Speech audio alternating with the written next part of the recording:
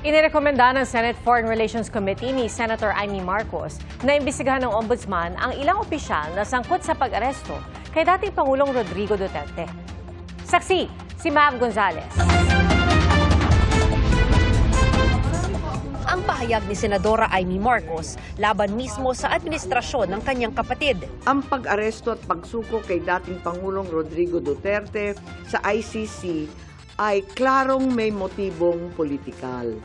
Maliwanag ang pag-aresto kay dating Pangulo ay bahagi ng malawakang pagsisikap ng gobyerno na pabagsakin ang mga Duterte bago mag-2028 election pa.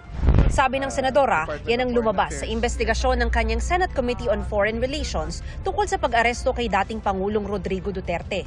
Ayon pa kay Marcos, bahagi rin ng plano ang naunang pagsulong sa People's Initiative para baguhin ang konstitusyon, ang investigasyon ng Quadcom ng Kamara sa Duterte drug war, ang investigasyon sa confidential funds ni Vice President Sara Duterte at ang pagpapapasok sa mga kinatawa ng International Criminal Court. Ayon sa isang mapagkakatiwalaang source, naglunsad na ngayon ang administrasyon ng isang communication plan upang ilihis ang atensyon ng publiko patungo sa mga issue ng West Philippine Sea at di umanong disinformation ng mga tinatawag na China trolls ng kanilang embassy.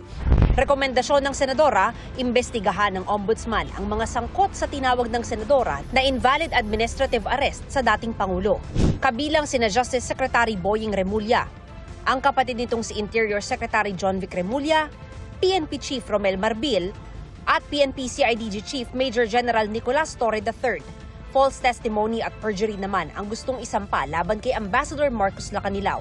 Ayon kay Senadora Marcos, sa umanay Oplan Horus ng partidong Lakas CMD na kaalyado ng administrasyon, pagtutulungan aniya ng iba't ibang ahensya ang pagsira sa pamilya Duterte. Nakuha ang kinakailangan boto para sa impeachment ni VP sa pamamagitan ng paggamit ng tinatawag na soft projects katulad ng AIX, AKAP at TUPAD. Tinukoy na kailangan pabilisin ang impeachment ni VP Sara at makakuha ang boto sa Senado sa pamamagitan na naman ng pamimigay ng proyektong for later release or yung mahiwagang FLR bilang gantimpala sa tamang bumotong mga senador.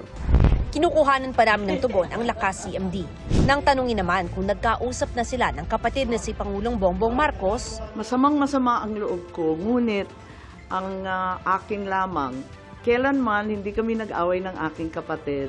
Yung mga amuyong sa palasyo, yung mga nariyan, yung mga lulong, ayun, sila po ang ating kaaway. Para sa GMA Integrated News, ako si Mav Gonzales, ang inyong saksi. Mga kapuso, maging una sa saksi. Mag-subscribe sa GMA Integrated News sa YouTube para sa iba't ibang balita.